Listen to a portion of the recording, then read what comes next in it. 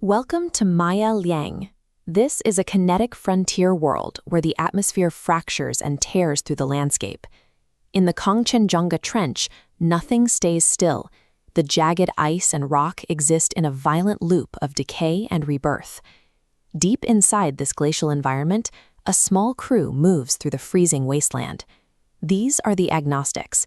They are cartographers who track the dying energy lines of forgotten sectors, scavenging for data in the most desolate corners of the trench.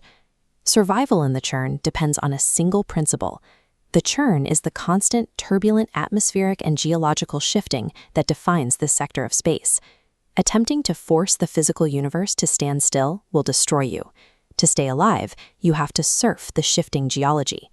At the floor of an ancient ice cavern, they find an object that appears to be a physical manifestation of mathematics. It is a geometric monolith, half buried in centuries of compressed ice, vibrating like solidified sound resting in the frost. Traditional scanning equipment fails to provide a reading. When the crew's scribe attempts to lock onto the signal, the object's frequency shifts, adapting its wavelength to avoid detection. Without power ports or interface panels, the crew faces a contradiction. They must interact with a physical structure that mathematically refuses to occupy a fixed state. The lead cartographer shuts down his active technology. He unseals his helmet, allowing the biting, oxygen-thin air of the cavern to sting his face as he faces the monolith directly. He kneels in the snow. To the agnostics, weaponized observation, a state of pure, unbroken focus, is the only way to perceive an object's temporary nature. As the cartographer studies the microscopic vibrations humming through the base, the tension field in the cavern changes. The monolith reacts to his attention. The frost at its base vaporizes, revealing a glowing underlying structure. A single glowing symbol projects into the air, accompanied by a voice echoing against the bones of their skulls. This is the Lotus Teacher, an ancient consciousness whose harmonic echoes guard the inner sanctuaries of the sector. The projection offers a challenge. To enter the Bayul, the hidden sacred architecture locked behind these environmental tests, they must define the ground they stand on. The voice asks, "Is this world real?" In a universe defined by constant decay, a simple yes or no is a trap.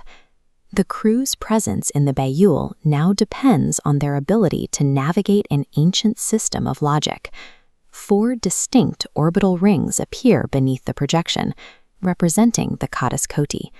The Kadis Koti is an ancient Kush logic system consisting of 4 mutually exclusive possibilities used to define the nature of reality. The first ring represents the claim that the world is real. This implies the environment has a fixed, permanent state. In the context of the churn, permanence is a lie.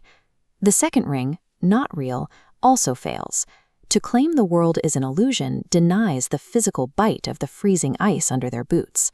The third and fourth rings, claiming the world is both real and not real, or neither real nor not real, fare no better. Combining or negating these options creates a cascading paradox that collapses the logic entirely. As the rings shatter, the crew realizes their tool for navigating the cavern is the quality of their own logographer observes the shifting structure. The Lotus Teacher's prompt targets their understanding of physical reality rather than a linguistic password. Accessing the Bayul requires the crew to abandon fixed definitions.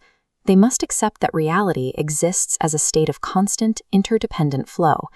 In Maya Liang, as in any chaotic system, survival requires letting go of the urge to force the world into standing still.